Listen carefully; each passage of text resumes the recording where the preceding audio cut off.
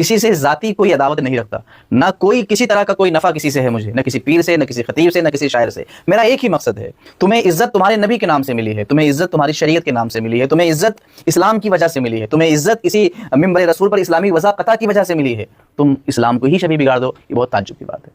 ہم آپ کی تعظیم آپ کی وجہ سے نہیں کرتے، رسول اللہ کی نسبت کی وجہ سے کرتے ہیں، آپ اس نسبت کو بھی پامال کر دو تو پھر ہم کیا کریں گے؟ ایک عالم کی جو تعظیم ہے وہ اصل وجہ رسول اللہ کے تعلق کی وجہ سے ہے، اگر وہ تعلق ختم ہو جائے، کوئی پورے بخاری کا بھی حافظ ہو تو کیا مطلب؟ ایک حافظ کی، ایک قاری کی جو تعظیم ہے وہ رسول اللہ کی نسبت کی وجہ سے ہے، اگر وہ نسبت ہی ختم ہو جائے تو معاذ اللہ کوئی پورے قرآن کا اور پوری احادیث کا حافظ ہو تو کیا غرض؟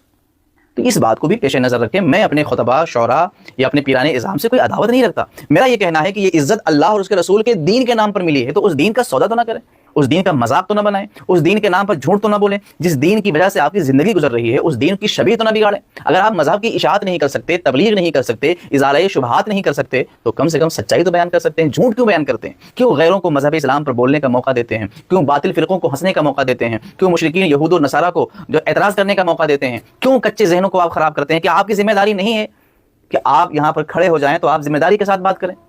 کہتے ہیں صاحب بول گئے جوش میں کہتا ہوں جوش میں اپنے خاندان کے خلاف کیوں نہیں بولتے آپ؟ جوش میں اپنے پریوار کے خلاف کیوں نہیں بولتے آپ؟ جوش میں اپنے بال بچوں اور گھریلو زندگی کے بارے میں مجھ سے کیوں نہیں نکل جاتا؟ یہ رسول اللہ کے خلاف کیوں نکلتا ہے؟ صحابہ کے خلاف کیوں نکلتا ہے؟ اہل بیت کے خلاف کیوں نکلتا ہے؟ یہ جوش نہیں ہے، یہ شرارت ہے۔